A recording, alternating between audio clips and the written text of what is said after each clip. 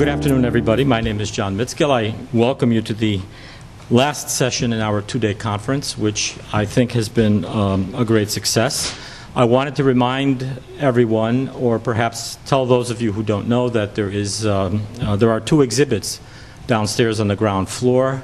One is from Budapest, from the 1956 Institute, and is a series of photographs. And on another side of the fourth floor, the ground floor, we have an exhibit from the Institute for National Remembrance from Poznan. It's about June 1956, so all of the events that we've been talking about for the last couple of days. And for those of you who either couldn't see the film last night, Freedom's Fury, which is being nominated for an Oscar this year, we hope, or would like to see it today, Professor Ivan Sanders is going to show that film with a commentary downstairs on the 12th floor in room 1219, just as soon as we finish our session this afternoon. And that brings us to the final, really not a panel, but the concluding remarks by Professor Robert Jervis. And before I hand over the mic to him, I thought I'd talk a little bit about not the changes in the world that were brought about by the events of 1956, but about something that really didn't change. And for those of you who are Hungarian, and you will forgive my corrupt pronunciation, Lengyel Magyar Ket Jobarat, and in Polish, Polak Węgier Dwaj Bratanki. This is something that between the two countries has been a kind of a motto for a very long time. When in Poland people think about Budapest in 1956, they sometimes view it through the prism of the Warsaw Uprising. So those visions, those images are quite close to them, and that accounts for the tremendous outpouring of sympathy toward Hungarians in Poland. This year, on the 50th anniversary of the uprising on the 23rd of October, the Hungarian ambassador in Warsaw published a declaration, really, a thank you for Poles for their support and sympathy towards the uprising 50 years ago. And it was published in the major newspapers. I translated it and will paraphrase just a couple of paragraphs for you to give an idea of this very special relationship. And the ambassador said, the Poles, through their altruistic help and noble attitudes, created one of the most beautiful chapters in the 1,000-year history of Polish-Hungarian friendship. It is impossible to reach everybody who gave blood, who collected money, who demonstrated in the streets, and formed honor guards or tried to join the fighting in Budapest.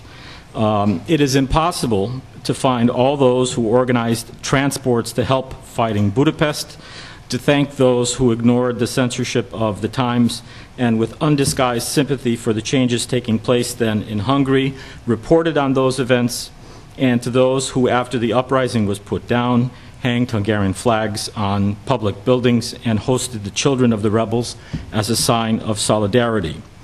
There were those who publicly protested or hid rebels who had fled Hungary, and there are many who later made public and nursed the memory of the uprising. They all passed the most important test, the test of human solidarity.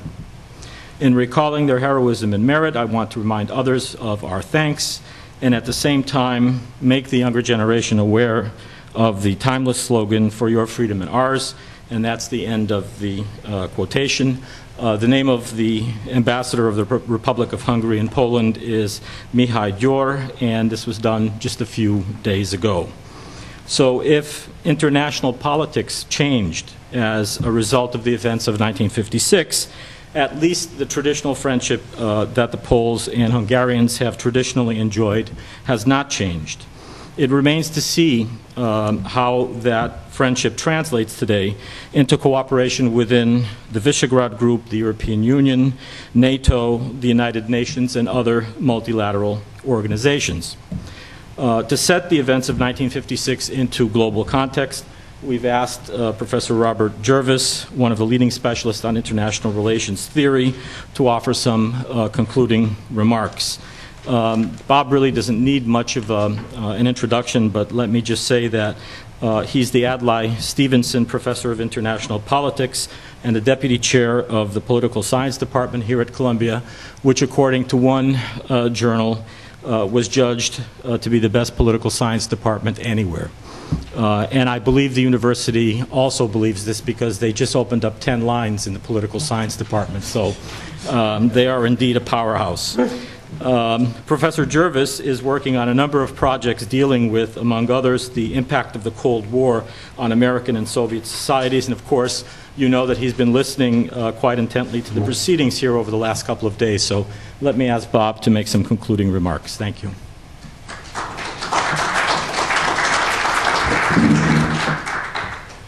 Thank you, John. I very much enjoyed and learned a great deal from the discussion. But before I start, I just have to say, no, we didn't get 10 lines.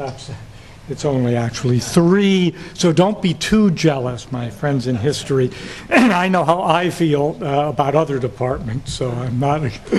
But, well, yeah, I mean, speakers often start by saying, you know, how sort of humble they are in the group. Well, it really is true here. I do follow Cold War history as closely as I can, and as a teenager, I do remember quite a bit about the events of '56, and I actually visited Hungary, Poland, and the Soviet Union in the summer of 1961, and can remember some of the pockmarked buildings of Budapest quite well. And but in the this company, my knowledge of these events is really very, very slight. So what I'm going to do, and I will take half an hour, no more, so that to permit time for questions, is at first I thought I was going to talk about a lot of the questions that Charles Gatti had raised in his very good opening talk about illusions and the changes that '56 did, and I think that's still interesting, and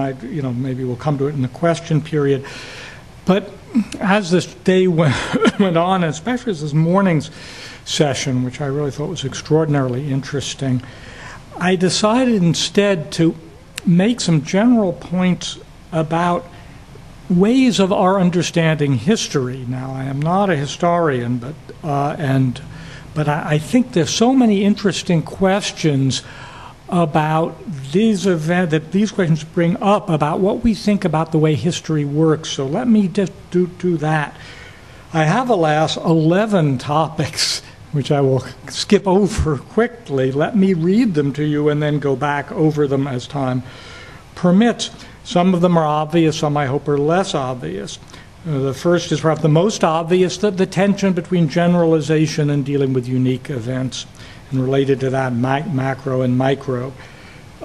Second, I think different but not unrelated, the determinism versus contingency, which I think tension came up quite strongly in this morning. Third, and related to this, is missed opportunities. And do you find opening early on events narrowing down as the possibilities become fewer? I'm not sure. That's a common way I want to say a little about. Fourth, do we see rationality, and when we look at decisions that are made, can we talk about rationality versus instinct versus something I call motivated bias, which, as some of you know, my political psychology may recognize, which I want to come to, and I will answer Istvan's question. I'm not sure I'll convince him, but I will answer it, about why they were so blind. I think there is a generic answer.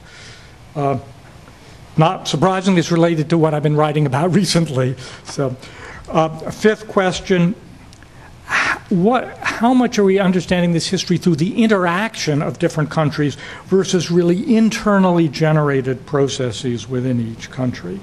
Related to that, can we locate dynamics of systems at work? And as some of you know, I wrote a book called System Effects, and I want to talk a little about how these might come into effect.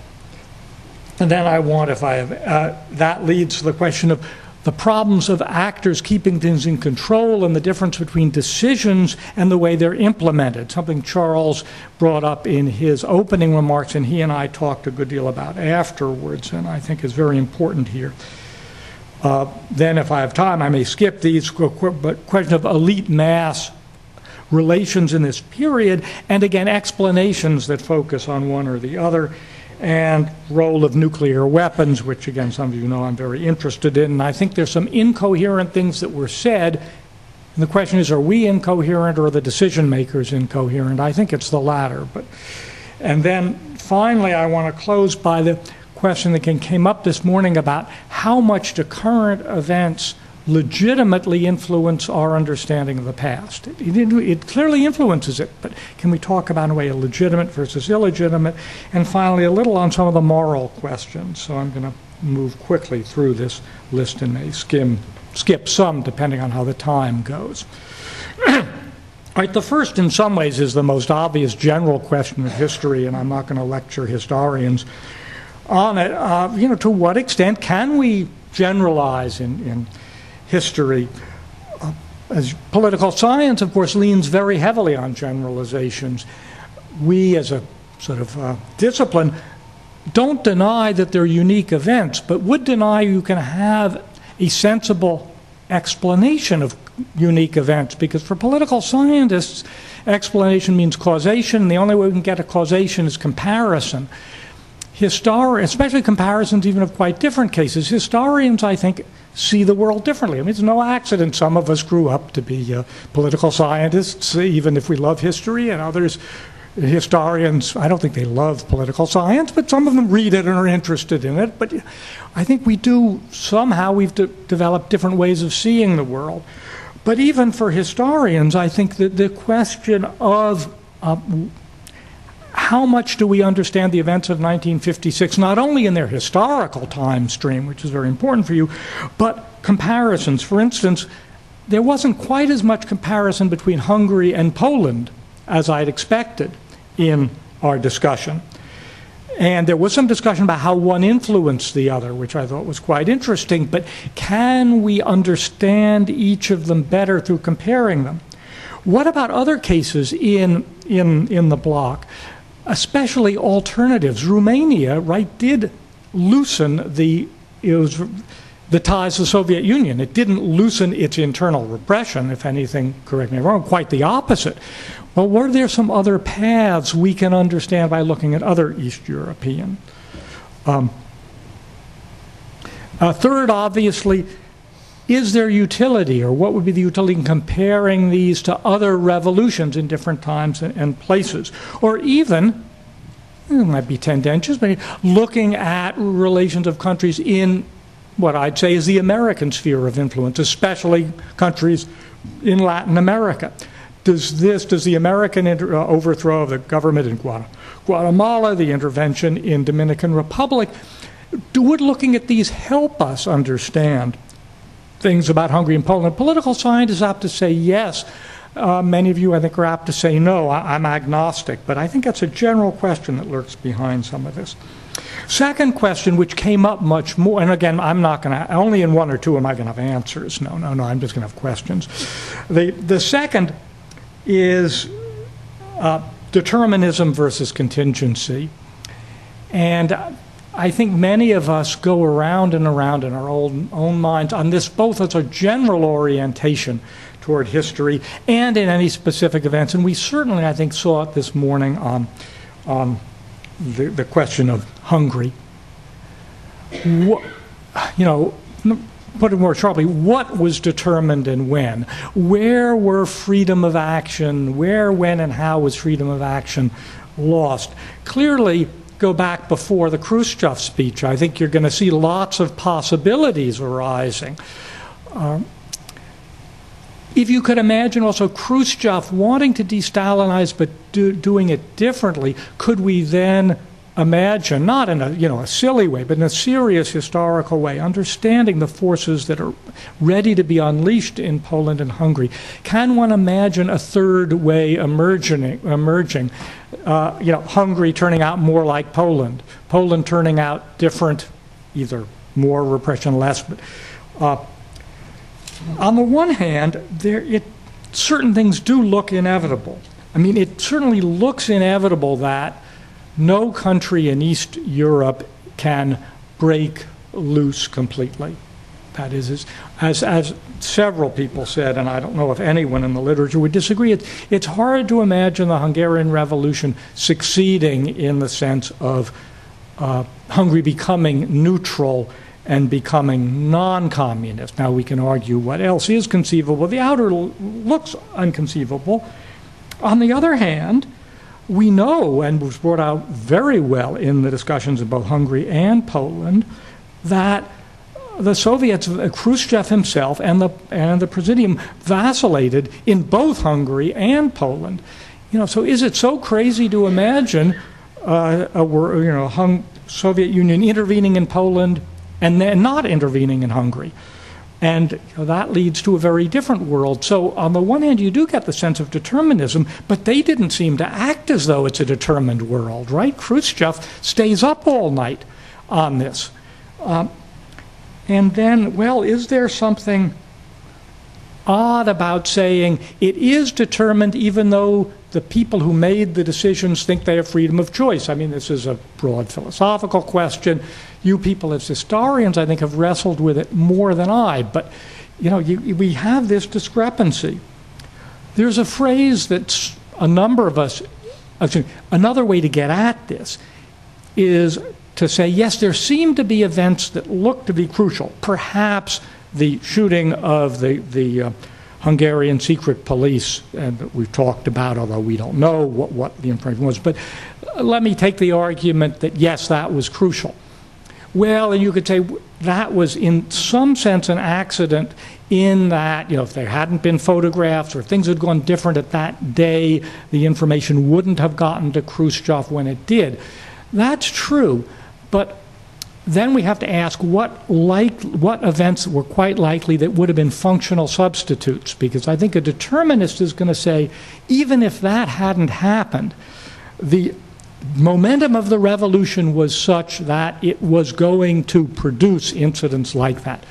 In Vietnam, as many of you know, the American bombing of North Vietnam in early '65 was triggered, and that's where, by the attack on the American air base at Pleiku.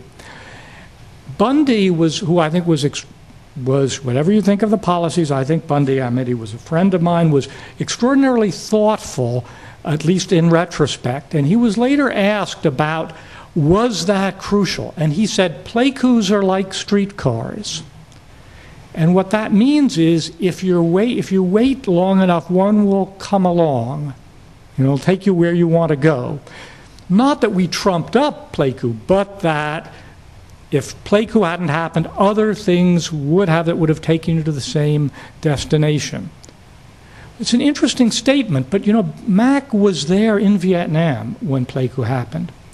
And he went to the scene and he saw dead bodies, which was not usual. And he wrote, when he finished, he wrote a cable very different than he'd written before. Was Pleiku like a streetcar? Anyway, all right. The next point is closely related, so I will be quicker on it. Were there missed opportunities? Were there real possibilities for events turning out differently? Were there turning points where it did and didn't turn? The classic case, of course, the 1848 revolutions in East and Europe, about were these turning points and which countries turned and which didn't. Anyway, and this relates to the way we write history, both macro and micro, when we look at the very minute by minute or hour by hour, it's inherently fascinating, and I just love history of that kind. But the question obviously is, in a sense, does it matter? When we do it that way, I think we often imply there were missed opportunities, things that could have gone differently, usually could have gone better. Now, psychologically, we like to think that. On the other hand, logically, the other branch seems to me at least as possible. That is, missed opportunities in the things that could have gone much, much worse. But we don't like to think about those as much. Some of you said, and I'm sorry, there were too many people and too many names, but some said after October 23rd, there were no missed opportunities. The trains had left the station. Well, I think in this group, you're going to argue about that. But I think we do tend to think of possibilities narrowing as we go on. But there's a danger there, because in certain ways new possibilities may open up. And that's very hard to get a hold of, but that's part of that missed opportunity. The fourth point, which is those three I think go together. I mean, generalizations, the determinism, and missed opportunities, I think are linked. The next point is not.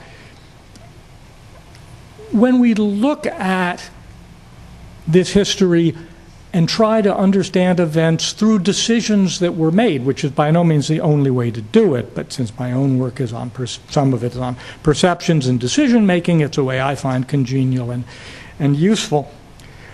I think without doing terrible injustice, we can see some explanations sort of form general rationality, rest on postulates of rationality, especially in political science.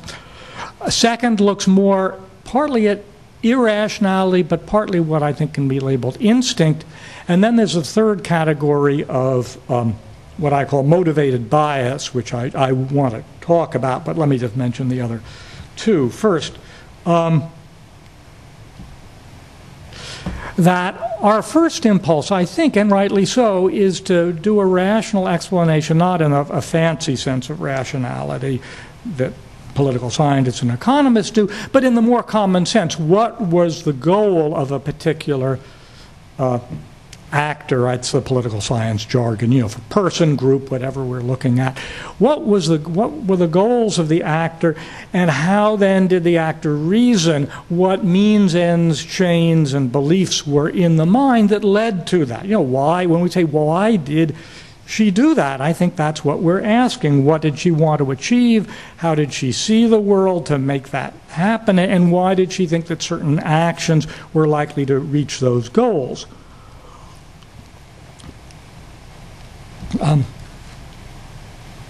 That isn't the only way, however. I think a lot of decisions are not calculated.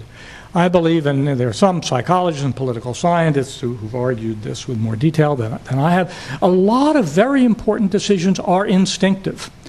And I don't know, some arguments that these will systematically, by the way, be superior to the calculated ones. But I think there are a number of important decisions that do seem to be instinctive. Let me give you an example, not from this, but the Berlin blockade.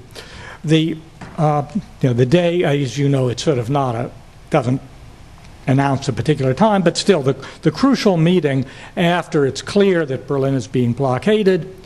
Truman's advisors are sitting around before the president comes in, and it's clear that they're ready to talk about how the U.S. extricates itself. Truman walks in the room and says, "We're staying in Berlin. Now we're talking about how we're going to pull this off." Truman, this is not like Truman. Truman's not decisive usually. The superficial biographies claim he is, because Truman wants to pretend he's decisive, because in fact he's very indecisive. What happened? We don't know. It doesn't look like Atchison got to him. That's a normal thing. It's his instinct, I think. He feels in his gut, we have to stay and we're going to figure out how to do it. It's hard for us to analyze. Now, I think the third process at work is what I call, borrowing from psychologists, motivated biases. Sort of think of wishful thinking, which I don't like the term because it misses on, but that's the sort of the broad idea. More specifically, the idea is that when people are in very difficult positions and they face what we call trade-offs between deeply held values, they will not usually face those trade-offs, those choices explicitly. Instead, they will come to believe that they don't have to sacrifice deeply held values. They will not face the world as it is. For Isfan's question, how could they be so blind? Well, Khrushchev had to be blind. He could not recognize the degree to which the Soviet Union was hated in Hungary and keep his other core values. How could a person who is a dedicated communist, and Bill isn't here to, but that's what he says in the biography, I think that's what most people say, He believed in communism. He believed that it would be effective, that it was best. How can you, so you believe that and you believe in your country doing good. And you also believe that this country that you have liberated and are leading on the path to prosperity, justly, that almost everyone hates you. You can't keep those things in your mind without terrible psychological pain. How could Eisenhower believe, on the one hand, that, yes, we could hold out the hope for rollback, which he had to believe partly for domestic politics. We could keep the hope alive, and in fact, maybe it would work because there was still high fear of nuclear war then, high fear we wouldn't survive the coming arms race and coming Soviet, nuclear parity. So how could he believe? He believes that. He also clearly believes that the Soviets can crush any rebellion in Eastern Europe, and that the U.S. can't come to the assistance of these countries because we just don't have the forces on the ground to do so. I don't think it would have led to a nuclear war, and I'm skeptical that Eisenhower believed that, but I'm not sure. But anyway, we couldn't have done it. Our army is not big enough. Well, how can he believe? Why don't they plan ahead? Why don't they think about these things? Because if they do, they realize they're in an intolerable political and psychological position.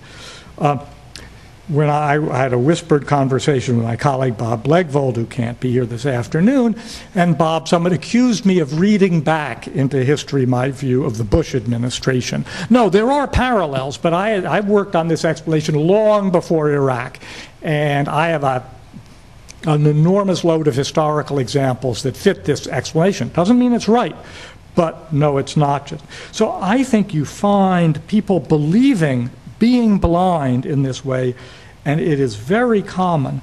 The same way that Roosevelt believed you could have soft spheres of influence in Eastern Europe, which is, I believe, was after the war, an impossibility. If he didn't believe that, he would have had to face an intolerable choice. Intolerable politically, intolerable psychologically. How could the Hungarians believe they could throw the Soviets out, or believe that the U.S., would come to their assistance? Well, partly their information on the latter was sharply limited. But what else are they to believe? So I think this idea of how people think is very important here. Related to this is how hard it is to reconstruct these decisions. Yeah. It is true, and we've seen that it's the fascinating discussion about what the Malin notes can and can't tell us. And we can have counterpart discussions in the U.S. As you know, the NSC documents on Eisenhower period are incredibly rich. I mean, they're almost verbatim, marvelous discussion, down to the fact that it will say when Eisenhower gets annoyed, quite frequently, it will say, the president replied with some warmth.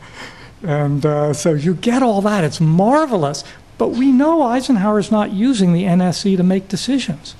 He's using it to bounce ideas, to get the people in the NSC to see each other's views so they can operate, to inform himself, but he's not making decisions there. Those are in the back room. Well, thanks to Andy Goodpaster, we have some of that, but there's an awful lot we don't have. And we were told here that clearly when Khrushchev comes in saying, I've reversed the decision, there's some backroom things we don't have. So we know we have enormous limits here to answering these questions. But I want to flag the psychological problem, which is worse. There's a marvelous article in Psychology called Telling More Than We Can Know. To make a long story short, that is, the cognitive and social psychologists have, I think, overwhelming evidence that really fits with a more partly ego-dynamic view of unconscious, not taking all of Freudian organs. The basic point is that most of our mental processing is unconscious. The enormous variety, all the visual processing you're doing, all sorts of stuff is, you're not aware of what you're doing. It's the enormous bulk, 90-something%, is unconscious.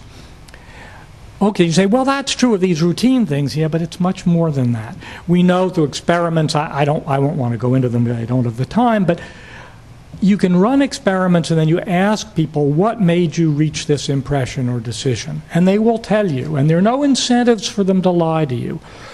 But we know, because of the experimental manipulations we've done, that that it isn't right. Other things that they don't realize influence them have influenced them. And we really do, I think, know that.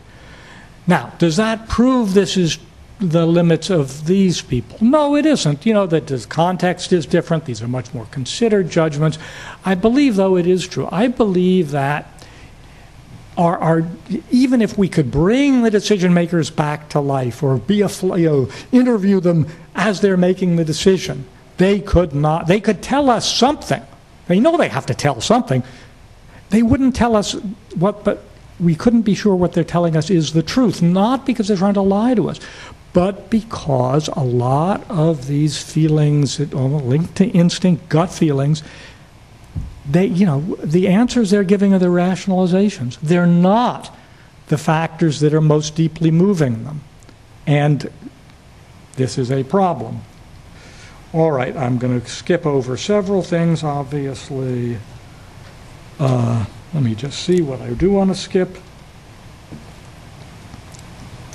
Okay, I'm going to skip the one on interaction a little, but I do want to get a related thing briefly on dynamics of systems, because I've written about things like this in my book, System Effects, and which I do think is a book that actually has closer ties to historians and other things. It's somewhat, it's similar. Those of you who know John Gaddis's Landscape of History, my arguments and John's are developed independently, but have quite a bit of parallel. So they're both based on various arguments from biology and complexity theory.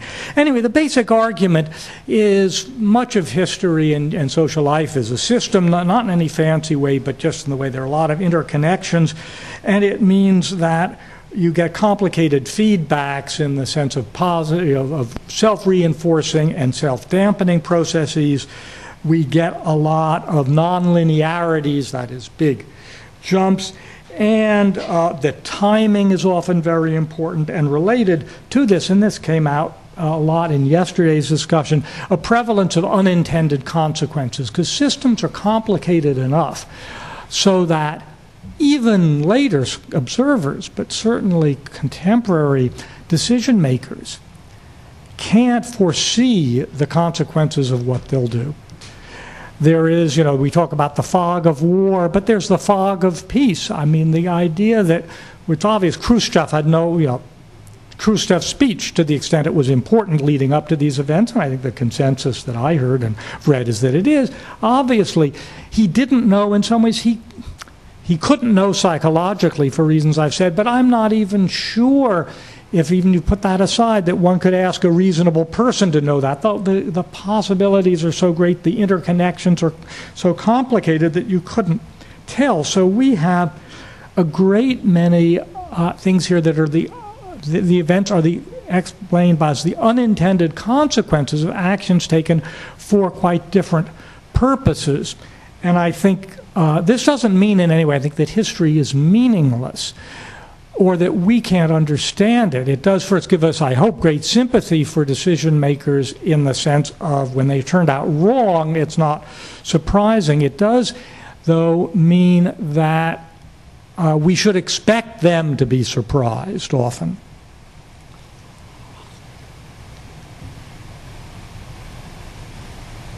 Along those lines, that what's crucial in this case, is the question of control, stability.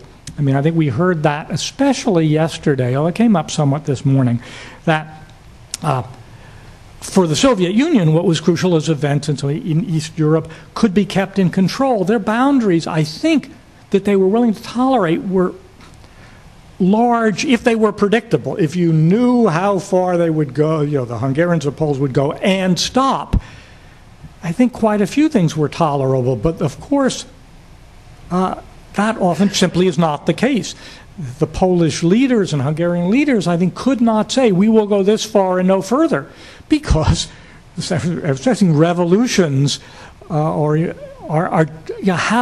these dynamics that are unforeseeable, almost by definition. If you could foresee them, they wouldn't be a revolution.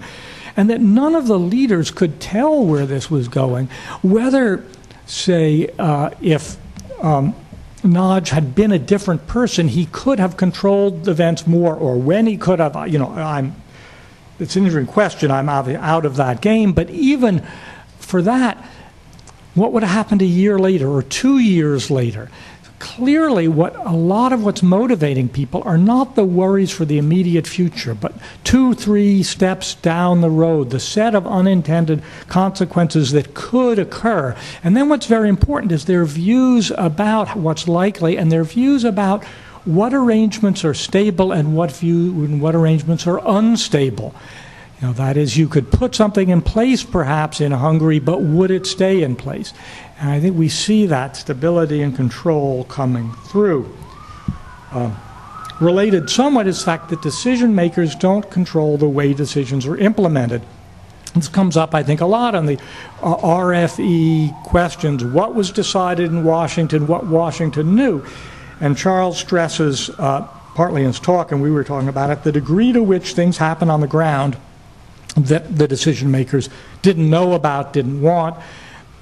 Every case I've looked at you just find that rife. I mean, you find decision makers not only not understanding what the other side is doing, they don't understand what their side is doing, leaving aside a revolutionary situation, that decisions get implemented through long chains, and even when you have people trying to do what they're supposed to do, things end up in a very, very different way. And some decision makers are more aware than others, but it's a really complicating factor that plays partly into control and stability. All right, I've overrun, so I'm skipping another couple of topics, including nuclear weapons, which are near and dear to my heart. I've written 2 books on them, but I do want to take about 3 minutes more and 4 minutes more, and raise 2 other topics that I think came out this morning and are absolutely fascinating. I have no privileged position on either of them. I haven't written on them, but I think they're fascinating. One that goes to me to a lot of the way we think about history. There was one of the speakers this morning talked about how far back do we go to understand Hungary in '56, and István picked up on that. But also in that discussion, both what he said and what István said, there's the other way, that is, what about events that came later? Now, obviously, we can't use those to explain what went before, right? That, unless you're going to get into some rather odd ideas. We can play quantum physics and running things backward, but we're not going to do that. Okay. But do events that come later shed light on what happened before? Well, first of all, they do affect our interpretations. There's just no doubt that the present infects the way we read the past. But we often try to avoid that. But is there a legitimate way? And it may, and we were talking about this over lunch, and it came out also in the discussion this morning, to the extent that one looks at Hungary now and worries a lot about the country being disunified, worry about extreme right-wing groups, that obviously I don't think changes sort of the causes of the Hungarian Revolution, but it does perhaps raise the question of what would have happened had the Soviets not intervened. That is, would you have had a happy ending, so to speak, happy from just, a standpoint of, I assume, a fairly shared liberal in the broad sense, values, that what has happened later perhaps does legitimately reveal things about the political forces in the country, the political dynamics that are relevant to missed opportunities or where things would have gone. But this is sort of a strange world now. We're talking about how we add in what's happening now. Certainly, the way we look at the Hungarian and Polish revolutions is very different after 1989. And one of the pamphlets I picked up outside has documents, and the last section is headed "Victory in Defeat." Well, you couldn't have written this, of course, before '89, but you wouldn't have had that And the way we see it is, I think in those terms, is because of what has happened. And to what extent does this help us understand 56, and to what extent does it distort it? Finally, what about the role of moral judgments, again, in understanding the events? Yesterday, one of the speakers, I think, took exception to what Bill Taubman had told, maybe it was what had said about Khrushchev sort of starting out as really a good person. And I think our evaluation, or certainly our sense of the events, is partly we're driven to them because we do find deep moral concerns in these. Certainly, the future of the country afterwards, and Istvan, of course, knows much more about this, has written marvelously about it in terms of collaborators and resistors and the judgments that are made and the shifting sands on this. Clearly, we do, without, I hope, being too oversimplified, we are making moral judgments about the way people behaved, which are partly linked to the empirical question of were there missed opportunities, partly linked to the questions of, what are our responsibilities. But I think the question of, I have some worry when I read especially Cold War history, didn't see it coming out in this meeting, but a lot of standard Cold War history, I think is very, I'll say, contaminated by people's current political views and the way they're awarding gold stars to some decision makers and negative ones to others. And I don't think that's a useful way to understand most history. On the other hand, I think in some of these events, the moral judgments and the questions of why people acted as they could and what possibilities there were are intertwined. And I think there is both a great danger that we will both let various judgments of why things happened lead to moral judgments that are inappropriate, and there's a danger of reading it the other way around. That is also having strong moral views that then lead us to not understanding the history at the time. On the other hand, I think we somehow do have to keep these two, the understanding and our moral judgments of them, we do have to keep those going together in a creative way, although I'm not sure how one does that. Thank you, and thank you for the indulgence of the extra 5 minutes.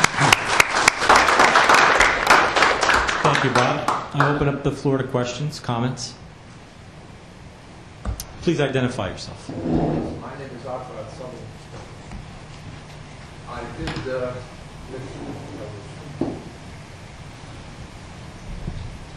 2 or 3 months ago on the faculty house. There was a lecturer who was advocating communism. I went to the lecture and listened to him for an hour and a half. The person was either enormously stupid or enormously evil. I stood up, just like now, and I said to him, gentlemen, classless society is idiotic. 160 IQ person and an 80 IQ person cannot be in the same class. The reason why, and I'll tell you why I'm going through this. The reason why Lenin and Marx have invented communism is because they went to the stupidest and the laziest segment of society and gave them power. Therefore, they would do anything that was asked of them. This is what happened in Hungary. From 1200 something on, when the Tartars invaded Hungary and destroyed half the population all the way through the Turks, 150 years, Hungarians in Hungary are now the minorities. Huge numbers of Germans and even Spaniards were brought into Hungary to replenish the population. And what we don't consider is in 1950s,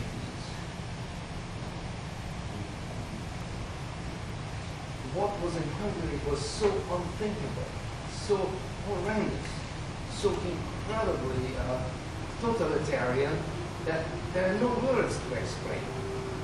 I could tell you story after story. I was in high school. A friend of mine disappeared.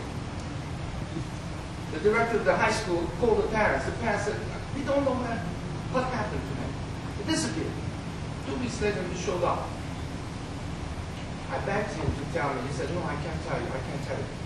Finally, he did reveal what happened to him. He said he went to the American Embassy for a cultural movie to watch. The secret police surrounded the area. They picked him up, and for 2 weeks, they beat him, and he had to sleep on the floor because he went to the American Embassy. I could tell you story after story. And what happened now, that the Hungarians, who are called the far-right Hungarians, are the Hungarians. And the others who elected the current socialist government, who is a communist government, the Prime Minister of Hungary is a communist. Furthermore... But wait, we're talking about 1956, so yes. let's stay on track. If you have a question, please ask it. How could that happen? That today, a communist government is in place in Hungary, totally communist, who have, number one, lied. It was recorded, sent in television, he lied. He didn't do, the government didn't do what they said they would do. They said they will lower the taxes, they raise the taxes, etc., etc. They lied. In every civilized country, they would have to resign, except in Hungary. They lied. They crossed their oath. I have requested the text of the oath. I'm sorry. So the point is that 1956 is not over. It's still going on to this day. I think that's become abundantly clear during the course of the last 2 days, yeah. Tadek?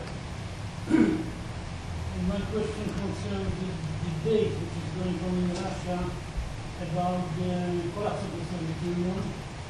And one of the arguments which I hear quite often is that the greatest mistake was the inclusion of Eastern Europe into what basically Asiatic colonial empire. These Eastern European possessions could be easier swallowed than digested. And some commentators in Russia compare it to the British Empire. England could not control directly Australia or Canada or other parts of the empire populated by Europeans. Would you like to comment on this discussion in Russia? Let's gather a few questions before we return. Mark? First of all, Bob, I very much enjoyed your comments. One quick point and then a question, which on this question about decision makers often not knowing what is going on their own side. This, I think, was well summed up by JFK during the Cuban Missile Crisis, and talking about not the Major Anderson's U-2, but the other one that inadvertently flew over the Soviet Union. He said, there's always some son of a bitch who doesn't get that. But the question is on the point you raised about the impact of current events or subsequent events on our perception of events prior to that. And I always tend to be averse to evaluating previous events in light of what happened afterward. It's not to say that you can understand the subsequent events a lot better than looking at that. But I think to go back, say, looking at 56, knowing what happened in 89, can sometimes distort quite significantly your understanding of 56. So I try to resist that myself, and I think by and large you do too, but I'd like to hear you say a bit more about that. Chapa. There's a question about nuclear politics. So we may take that point, but I would be interested in what you think about it. Yes. All right. Well, let me, although some of these questions are ones in which there, I think others could comment as well as I could. I'm not going to engage, obviously, a lot about Hungary now, which I know nothing about, except I think it does raise two questions. Well, one related to Mark's point, but it does raise another, which is when you find, how do we explain behavior in some ways that seems inexplicable? That is, people believe things that just seem so morally repugnant or that seem so foolish, and yet people did believe them, obviously, and did act on them. And sometimes we can say, oh, you know, they were doing it, it was their own self-interest. We could argue that certain, say, communist leaders or any leaders were just lining their own pockets and they didn't believe things they were saying. I think that may be true of some people at some time, but I think, in fact, that's often not true. And I think it's a general problem, and you people, say, as historians, who wrestle with it much more, to try to explain things that seem so weird or, again, morally repugnant. Discussions now, how we explain that most people in, at least the Western world, believed in slavery, believed it was appropriate, many believed it was moral. And how do you explain that without them, in some ways, seeming morally complicit? Again, I read too many books that when they I read a marvelous book on London in 1900. It was very evocative.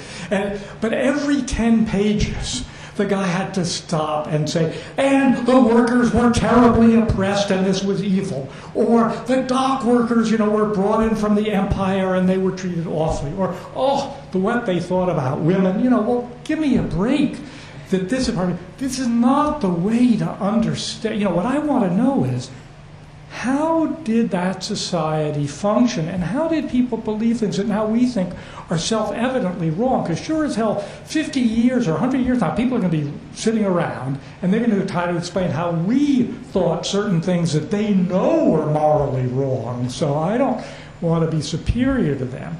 I want to understand how they, not only intellectually, what's the social background, what are the dynamics, personal, that sustain beliefs that to us make them either knaves or fools. I think that's a terribly hard project, and I just want to underline how hard it is, and it's one that, say, my discipline doesn't engage in, and which, maybe to be unfair, I read too much history that I think doesn't engage in it, and I think it's part of our tasks. Part of it, I would come back, maybe I'm now in the law of the instrument, I explain everything the same way. It's very hard. If we look at slave owners and say some of them are very reasonable people, actually, in even our terms, and they're very thoughtful, this makes us very uncomfortable. But, we're going to be driven in places that we don't want to be. On the question of, again, many of you know this more, was it a mistake for the Soviet Union to do what they did to East Europe? My sense here is the inevitability in two ways. Yes, in some ways it was a mistake, but it was not avoidable. First, I think, and Mark, I don't know, or others ought to say more, that Stalin and others, although Stalin more cynical than Khrushchev, had an element of true believers. How, you were bringing something that was good to these countries. But more important, of course, you needed them as glacis for security reasons. And what I think FDR, although he never said it, and many people believed what you could get was, I forgot whose phrase it is, but soft spheres of influence, that the Soviet Union would establish in Eastern Europe regimes that were sort of like Finland. I mean, they were friendly, forced to be friendly, but but they could control their own populations. They would be neutral. They would certainly not menace the Soviet Union, but there wouldn't be tight control. But that, I think, is unstable. That world was impossible given the dynamics on the ground. So here's another case where, if you will, Stalin and FDR, or Stalin and Truman could agree. That's great, but it doesn't. Given the local dynamics, it couldn't happen. And this relates to Mark's point. Yes, I do think my general bias is the same as yours. But I think there is a legitimate way of looking back to see what's possible. Like, I think the analysis I gave, which is obviously very debatable, sheds light not on why they did it, but does make you see it differently. It does, in a way, say this was inevitable. And I think that's then, if the reasoning is right, a legitimate historical judgment. If you say that given the nature of revolutions, as Sven was saying, given the nature of Hungarian society at the time, that had the Soviets not intervened, we wouldn't have had what the sort of liberals, again, even from broadly, would have liked, a pluralist democracy, tolerant, etc., that was not possible. And the reason I can argue that, and very limited evidence, is because of what happened later. I think that form of argument may be legitimate, but I agree it's generally a problem. Just briefly on the nuclear weapons, and you've looked, I think, more than I have. I mean, I've read the NSC, some of them, but not all. We have the bizarre situation that the Soviet nuclear capabilities vis-a-vis the U.S. in '56 are very limited. Now, my colleague Dick Betts and other friends like Mark Trachtenberg know the stuff better than I, but I'm pretty sure maybe you get one-way suicide missions. I don't know if the Soviets even practiced that. I mean, it would be very hard for the Soviets to deliver nuclear weapons to the continental United States. On the other hand, American decision makers don't have that confidence. Partly, it's easy to look back and say, oh, they couldn't have done it. Well, maybe the decision could lead to even a small number of nuclear weapons landing on the U.S. You have to take a different stance. But still, I find it puzzling that in '56, and even in the Cuban Missile Crisis, all right, different, American decision makers are acting as though there is what we call nuclear parity when there just clearly is not. And I don't fully understand that. So I am torn in my sense of what influence nuclear weapons were having here. It may be something that they're influencing people, even though a purely rational argument would say that they wouldn't. I'd like to see the records more carefully, read them than I have, and see also what backup, what briefings, if there were, they were getting on what the balance was. It also is true that about this time they were producing papers about where the balance was going, which of course was the Soviet force was growing. And it could be that in their minds the decision makers read into where they were, where things were going. On the other hand, and I think you know this as well as I and several others know, there was a big debate in the U.S. from the late 40s, still percolating out a little, but ending after '56 on should we have a preventive war, because the American nuclear advantage was eroding. And I think partly when Eisenhower and others say, well, we can't do anything because of the danger of nuclear war, my sense of what they're doing is trying to put the final stake through the heart of the argument of preventive war, that they're really not thinking that there's a real danger of nuclear war here, but they're wanting to make clear that that debate is over once and for all. But I'm not on firm ground in my conclusion on that, and you say you and others may know more. Hold on. Professor Deck, Professor Berghan, you, sir, and then you. I would like to return to your earlier mention of the moral question and also which part of one's behavior is praiseworthy and isn't. If you look at the revolutionaries of '56, as much as I know about it, and the film that I'm now watching at home, and that hopefully will be a big success, which was Torn from the Flag, shows an interview with a lot of people who went through a very complicated process. Some of them say in this film, I started out as a dedicated communist, I'm a peasant boy, I was brought up in poverty, and then the party gave me everything. When Stalin died, I cried. 3 years later, I was in the revolution. Others say I was a communist. I remained a communist. I was persecuted by the communists in 1956, by the anti-counter-revolution. Again, others says I grew up in a world in which communism was totally alien.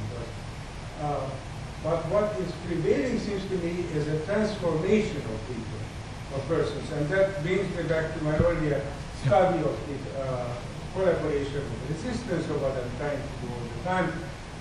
With some exceptions in Europe, most of the collaborators mostly collaborators who tend to become resistors.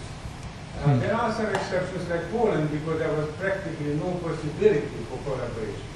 But otherwise, the normal course of events for a politically committed and intellectually alive person is to believe in France in 1940 that Pétain is right and one has to collaborate as he went. By 1944, you have the opposite opinion, and in fact, you fight in the resistance.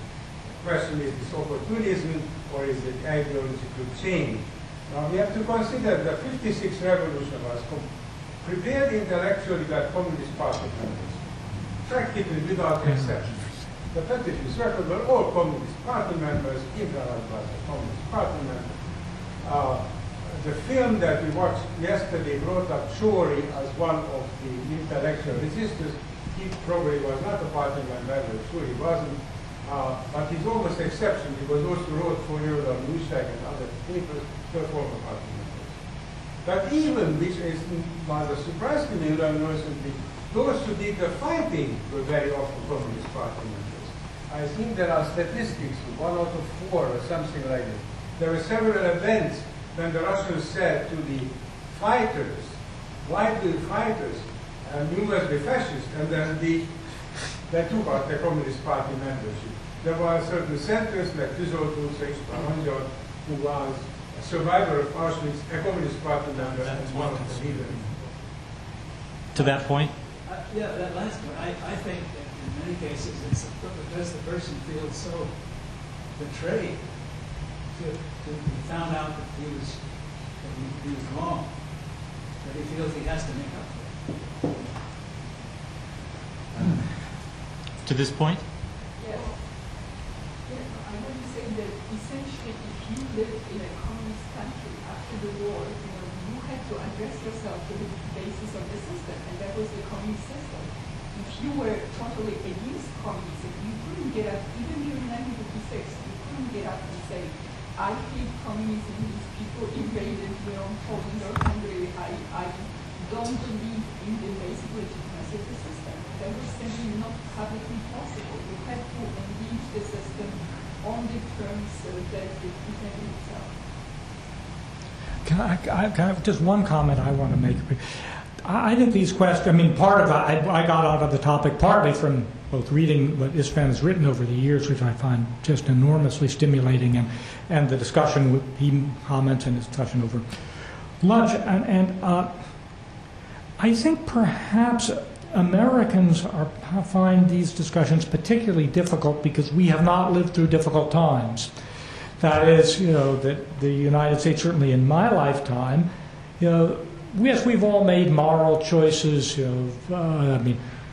Should we have gone down? Were we brave enough? I wasn't to go down the South, for the civil rights movement when it was dangerous. We've all changed. Many of us changed views on sort of ideas related to feminist arguments. But basically, the U.S. has been a remarkably calm era where you don't find as many. You find people changing their political views, but the transformation, which is a very good word that Isfan uses, I think, something that Americans don't find. And so American academics can learn it, through history, but partly you learn it from living it. If not you, your parents. And I wonder if the American understanding of history and sensitivities on the moral question is just not all, I don't mean to overgeneralize, but so not as subtle on here. And maybe also the other side of the coin, that why I think Mark shares this feeling that the Cold War history I read that I find so moralizing doesn't do the sorts of questions Istvan is doing. It does, if you will, black hats and white hats. And I wonder if American historians tend to do that. Is that the other side of the deformation, that they either ignore the questions or do it in a way that is not as helpful? Again, reflecting the, if you will, much easier life that we all have had. Ivan. I would like to go back for a moment to this problem of how our present attitudes and our present existence at this time colors our judgments of previous events. And as somebody who deals with literature, I mean, this is a perennial dilemma, because I mean there are people who, the genre of the historical novel, say. I mean, those who this is a bogus genre, because there is no such thing as a historical novel for anybody who writes it, and it is impossible to put yourself in a different time without. That's true, and it is possible to argue that and to remind historians that 50 years is a long enough time. So for anybody to put himself into even his previous self, how you thought and felt 50 years ago, perhaps is not possible, because there are so many other things that we have forgotten about. But at the same time, as a literary person, I also have to remind myself that we can still read and enjoy things that were written not 50 years ago, but 1,000 years ago, which indicates that there are constants. Otherwise, those works would be unintelligible to us and unenjoyable. So, I mean, you made me think, again, about these questions. Perhaps there are some relevance here. To this point, to Professor Dack's point? No. Professor Berghan. Well, Bob, we were very good at trying to sort of conceptualize all the things that have been going on here, and I wanted to come back to the decision-making analysis that you provided. And I was actually surprised and wanted to ask you to elaborate a little bit that you sort of emphasized also instinct in decision-making. And I was surprised because it seemed to me a rather biologistic approach, because, well, if you believe in the death instinct or the procreative instinct, okay. But I thought, that when decision makers are homing in on a decision that they make, first of all, they do have prior information. And you mentioned Truman. I would want to check this, but I think there was a telegram or a memo from Clay, who was sitting in Berlin just before all this blew up, where he said, if Berlin is lost, Germany will be lost, Europe will be lost, and that's really why we have to do something. So here you get a sort of much more rational approach. But moreover, and more broadly, it seems to me that decision-making is not biologically determined, but culturally determined. And I would want to look at the context in which this particular decision maker, in this case an American, in another case a Hungarian also, is actually operating, and what the presuppositions are. Second question, just very briefly, if at the very end, and I've been very much involved in sort of thinking about this conference, I don't want you to give another lecture, but it would be wonderful if beyond the conceptualization that I found very illuminating, you could tell us what you think is the larger international significance of these events that we've been studying for 2 days, because there is, of course, the international context that you are studying. Yeah, let me take them. I realize our instinct is, although some people who work in this vein, who I'm drawing on, use the term instinct, it may be a misleading word, because I don't mean instinct in the sort of brute biological way, as you said, the drive for food or sex or survival. I don't mean that.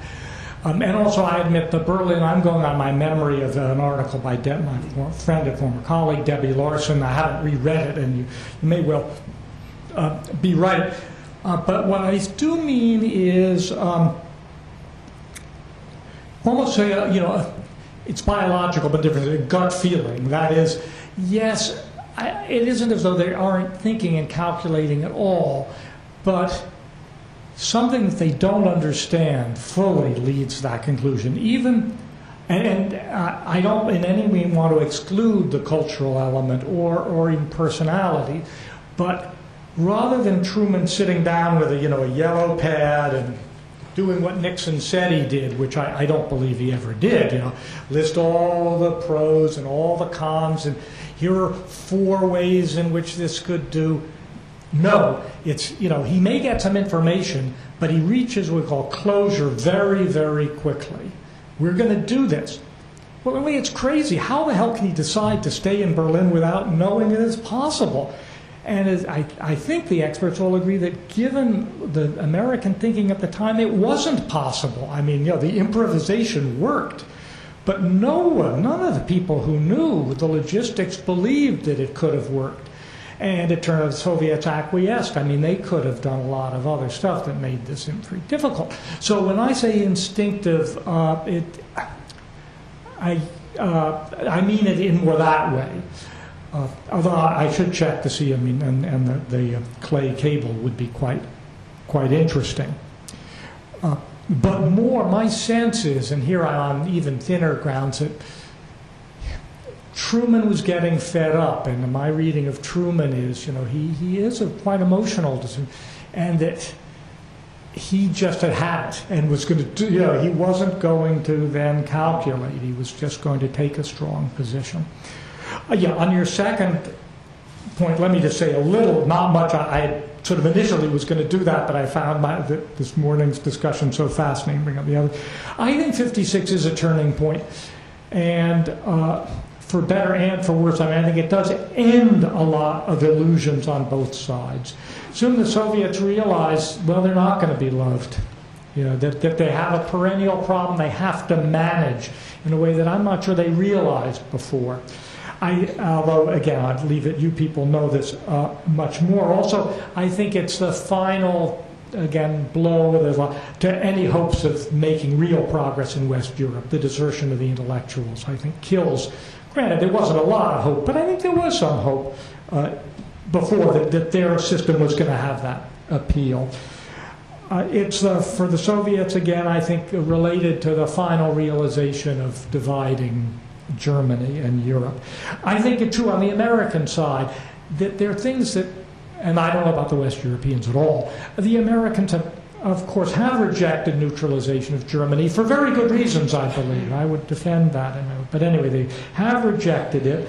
But there still is some popularity of that. There's some hope for neutralization of East Europe, if not of West Europe. Rollback is a little more than rhetoric, not a lot, but the discussion of preventive war has pretty much died down, but I'm not sure it's completely dead.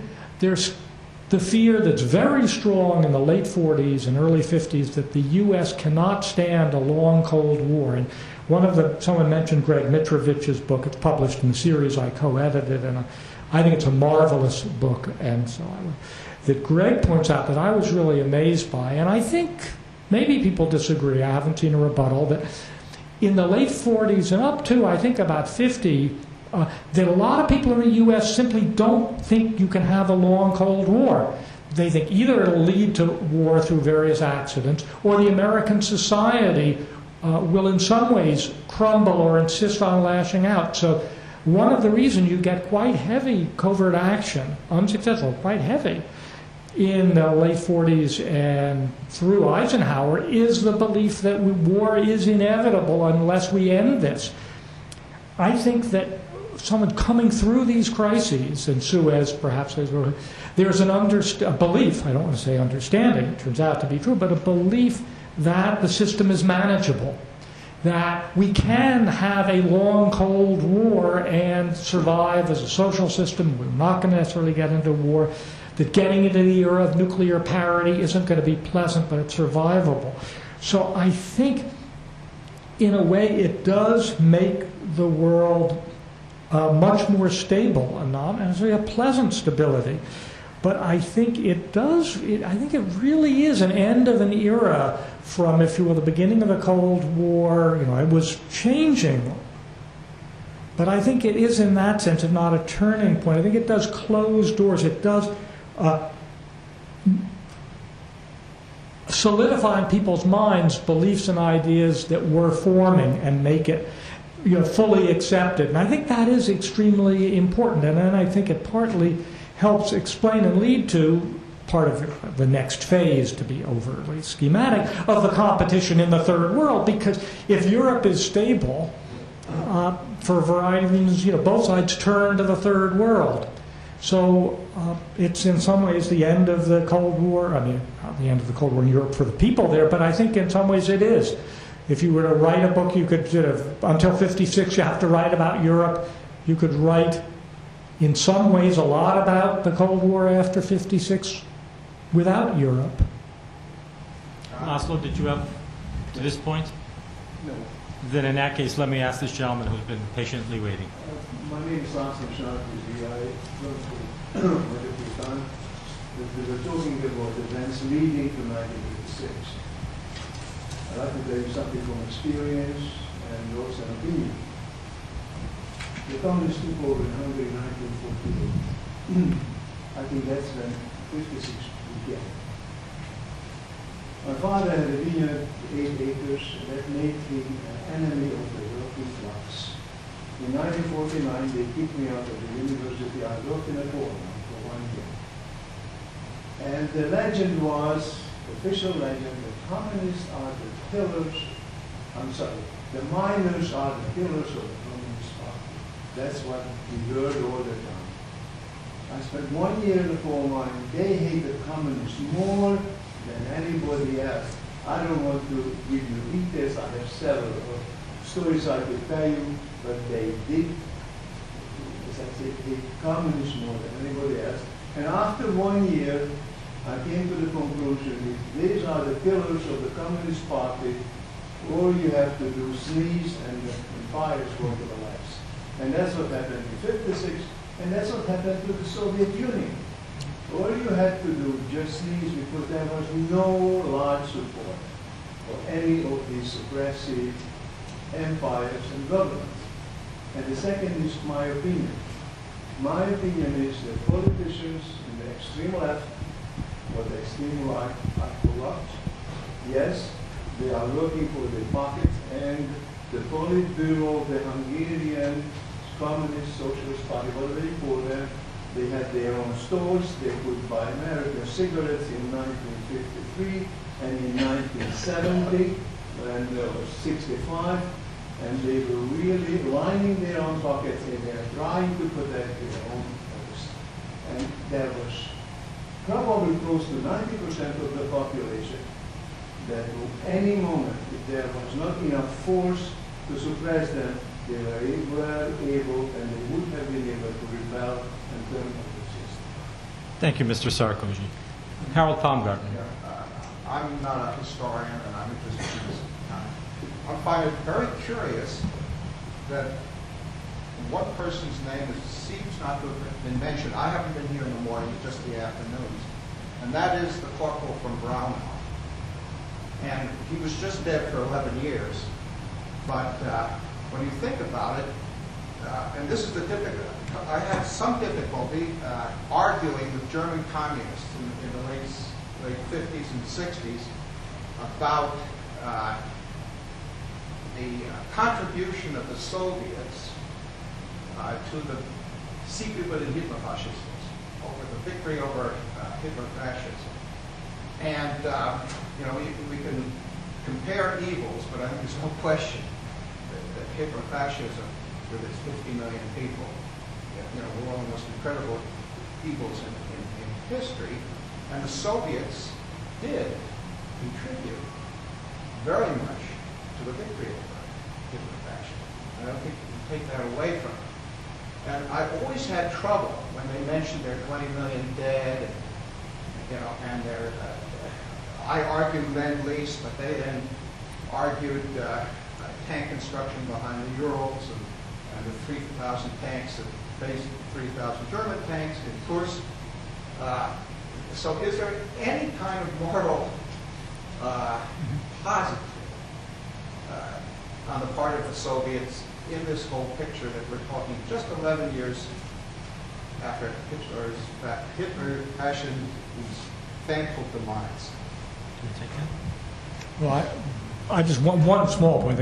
I mean, I assume that the Soviets did have, of course, the sense of entitlement in Eastern Europe, that they did earn it, certainly all the exploitation and more than that. Professor Borghi. This is to the point about decision making. This was not raised. Why was Gary appointed? A completely illogical solution, because everybody knew, even the worst Stalinist politicians in Hungary, that it was not a solution.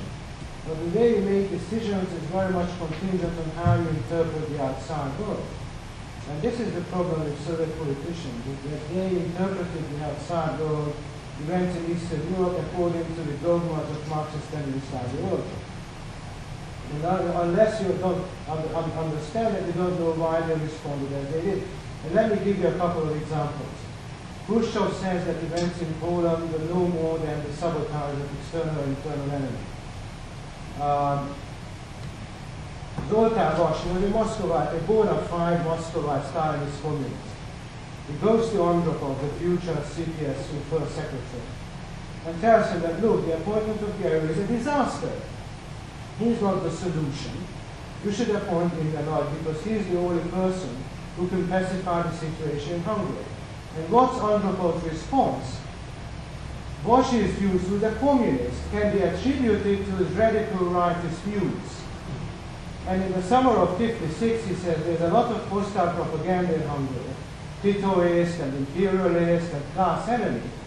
But the objective situation, political and economic situation, is sound in Hungary. So they were basically prisms of the way they interpreted the outside world. And if you read Khrushchev's memoirs, it becomes amply clear that he's absolutely incapable of comprehending what's going on outside of his mental world of Marxism-Leninism. And this is really crucial in understanding the role of ideology. The Soviets did not occupy Eastern Europe because they wanted to disseminate communism. It was a grand old imperial design. Militarily, economically, and politically, they wanted a zone of influence. But this is the role of ideology. The way they understood the behavior of the West and the way they understood their own zone of influence, which they misunderstand. Mr. The previous speaker talking about the contribution of Soviet Union to the victory over fascism. I'm not talking about anything else. That is exactly what I'm going to respond to. Going a little further back, I was 15 years old when I was in a concentration camp in Theresian stuff, and I was liberated by the Russians. I can thank them for content being alive. But unfortunately, what happened later, you switched from the devil you know to the devil you don't. Well said. Just on Laszlo's point is one of the good things I think about these crises and some of the evidence that's emerged about both what was going on in the countries themselves as well as what was going on in Moscow is we do know there were different views now that people's perceptions, misperceptions, and ways of approaching particular threats and crises did differ, and there were debates about these matters.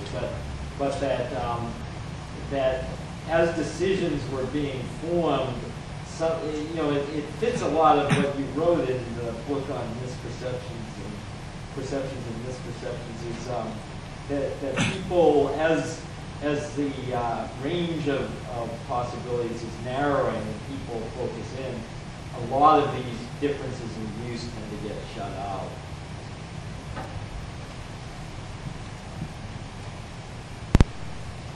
Any other questions? Not so much a question, just a clarification. Someone asked why there were so many communist members in Hungary. In 1947, the Soviet army stayed in Hungary to protect the telegraph lines. 200,000 soldiers stayed in Hungary to protect the telegraph lines. That was their excuse. By 1948, communists had won 13% of the election, but they took over the country and established a totalitarian regime from there on. In 1956, I was 21 years old, and I was in the army. Before I went to the army in high school, I noticed that everyone who wanted to get into university, who wanted to get a decent job, who wanted to be anywhere, had to join the Communist Party, or else he could not get into university or could not get a decent job. So it was a totalitarian regime that forced people, even if they hated the communism, to join the party. That's basically, and the last thing is that most Americans don't know that the Great Depression was caused by Stalin. If you're interested, I can tell you. Anybody else? Lucia. I just wanted to raise this issue of the liberation strategy again. And I thought that that was brought about by the sense of guilt in the West because of Catalan and Yalta. And essentially it was when the U.S. government was criticized for signing the Catalan and Yalta agreement, they raised the issue of whether to liberate Syria again, because the reason I'm saying it is because I was intimately involved in the 1989 events and the U.S. aid to Poland particularly. And for me, it was amazing that Poland received the most aid of all these European countries. And the way it was justified was that this was a compensation for Yalta in 1989. Peter Pastor. Yalta, Stalin did not start his sphere of influence at Yalta. He already wanted a sphere of influence when he made a deal with Hitler. And certainly that was one of the reasons why they fell out, so to speak, because Hitler was not very happy to offer the Balkans and Hungary, by the way. Hungary was also a territory that Hitler Stalin wanted already in 1939, and certainly the Molotov-Ribbentrop conversations in 1940 indicate that, the Hitler-Molotov conversations in Berlin. And one of the first things that the visiting Foreign Secretary of England had to deal with in December 1941 when he was in Moscow is Stalin's expression that he wants to punish the Hungarians who unjustly started a war against the Soviet Union.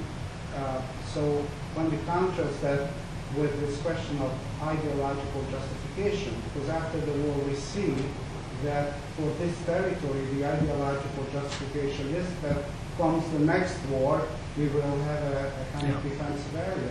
So which one is true? Pass on that. Okay, we're going to pass on answering that question. I think it remains for me just to conclude the conference. I'd like to remind everybody that our presence here is thanks to a lot of people.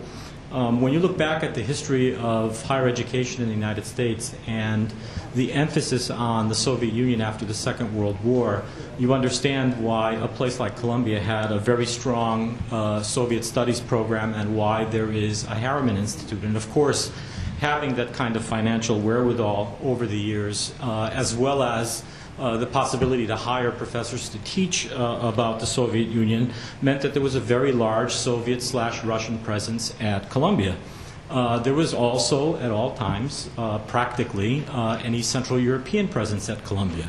The East Central European program started here in 1954 and trained generations of people who dealt at various universities in the United States and beyond with the issues of the time. Most of our colleagues were not terribly well known. because they weren't talking most of the time about the Soviet Union. Well, that all changed after 1989. And in the Central European program here at Columbia now, the two strongest pillars are the Hungarian and the Polish pillars. And we're very happy to have this constant presence, if you will, of Hungarians from Hungary and from other institutions coming to Columbia to speak about issues, historical issues and contemporary events of interest. The same thing goes to our Polish colleagues who came here, and I think everybody contributed to this debate very well. We had a strong presence of specialists on the USSR and on Khrushchev. And that was very obvious in the first panel that we had yesterday. Our university, Columbia, was very well represented by a large group of people who contributed to the discussion and indeed the planning of this meeting. We had a high-ranking diplomat, Ambassador Blinken, begin our session yesterday morning, and we had support from the Institute for National Remembrance in Poland and the 1956 Institute in Budapest, something that we welcome, and we will certainly be looking for other kinds of institutional cooperation with our partners there and with other partners beyond the point where American institutions and foundations are sending money to Europe, and now the East Central Europeans are beginning to fund things in the United States, and of course the exhibits that we have downstairs are proof of that. The Kościuszko Foundation gave us money for this conference as well. I'd also like to thank the audience for coming. As you probably have noticed, 1956 is not everybody's topic. So we don't have, for example, a lot of students in the audience. But I can assure you that there are a lot of students looking at those exhibits downstairs, and maybe that will have some kind of an impact on the next generation of students that we have here. Finally, if you're worried that you missed something yesterday or today because you weren't in the room, or you'd like to have a further discussion about something, you'll be able to see the proceedings of this meeting on the web. So hopefully sometime before Thanksgiving or maybe a little bit after Thanksgiving, our expert videographer, Lupko Kalinic, will have those things ready for us, and we'll be able to show all of that to you online whenever you like. So thank you very much for coming. And for those of you who want to see the film downstairs, it will be starting very shortly. You can follow Professor Sanders to the 12th floor.